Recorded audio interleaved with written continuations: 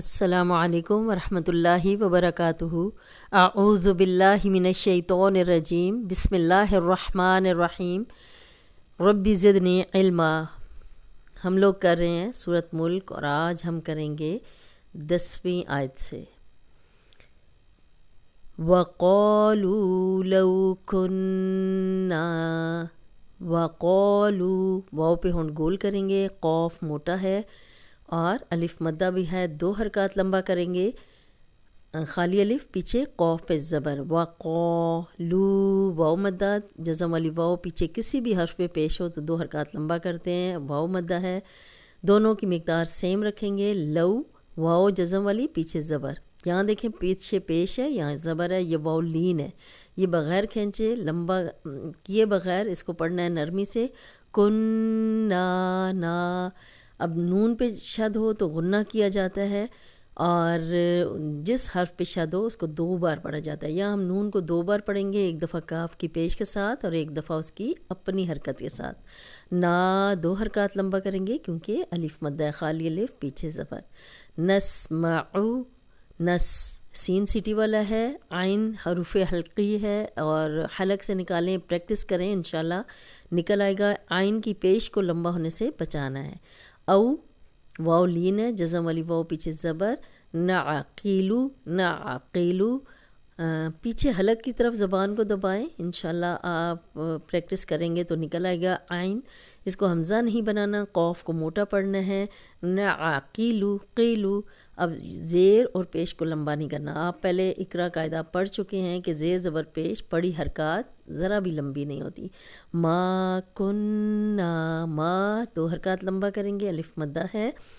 کنّا نون پہ غنہ کریں گے، اس لیے کہ نون پہ شد ہے، نون پہ شد ہو تو غنہ کیا جاتا ہے۔ غنہ ناک میں تھوڑی دیر آواز کے ٹھہرانے کو کہتے ہیں۔ ما کنّا فی اصحاب السعیر، فی یائے مدہ ہے، اور امید ہے کہ آپ کو یاد ہوں گے جزم مدات والے حروف کہ الف مدہ، واو مدہ، یائے مدہ کے آگے حمزہ آ جائے تو یہ 4 حرکات لمبا کرتے ہیں۔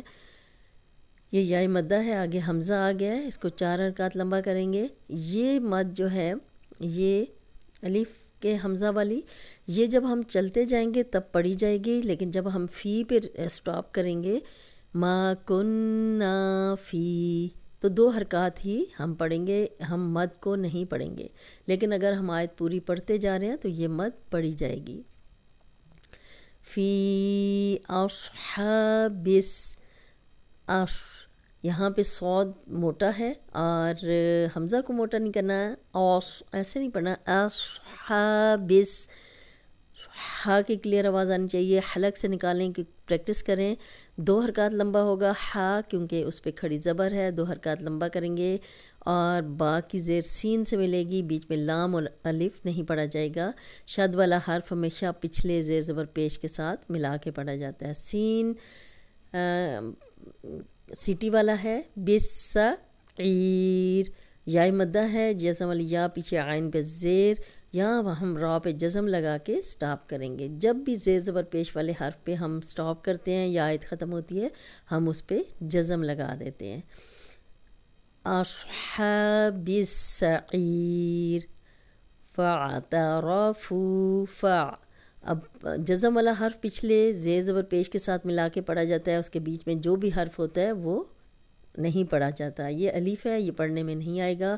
فا کی زبر عین سے ملے گی، تا را کو موٹا پڑھیں گے کیونکہ را پہ جب بھی زبر یا پیش ہوگی تو را موٹی ہوگی۔ فاعترفوا، فو واو مدہ ہے، جزم والی واو پیچھے فا پہ پیش، 2 حرکات لمبا کریں گے۔ بذنبہم، بذم، آپ کو یاد ہوگا جب آپ نے نون ساکن اور تنوین کے رولز پڑھے تھے کہ نون ساکن اور تنوین کے بعد اگلا حرف با ہوگا تو نون ساکن تنوین میں بدل جائے گا، میم میں بدل جائے گا، میم میں بدل جائے گا۔ بذنبہم، یہاں چھوٹی سی میم ڈلی ہوئی ہوتی ہے، ہم پڑھتے اسے میم ہی ہیں، لیکن کیوں پڑھتے ہیں یہ نہیں پتہ۔ نون جزم والا، اس کے آگے با آ گیا ہے تو ہم نون ساکن کو میم میں بدل دیں گے۔ فسحقل، فسح، ہا کی آواز آنی چاہیے، ہا پہ جزم ہے۔ قل قل. اب تنوین ہے، تنوین کے بعد نون ساکن اور تنوین کے بعد اگر حروف حلقی اور لام را آ جائے تو غنہ نہیں ہے. یہاں دیکھیں تنوین کے بعد لام آ گیا، یہاں ہم غنہ نہیں کریں گے.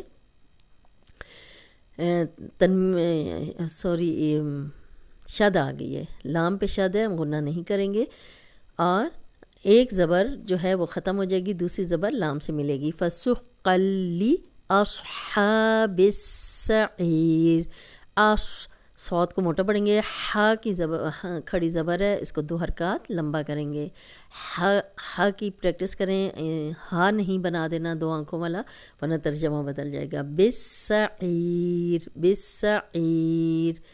یا مدہ ہے، یا جزم والی، پیچھے عین پہ زیر، تو یہاں پہ را پہ ہم جزم لگا کے سٹاپ کریں گے.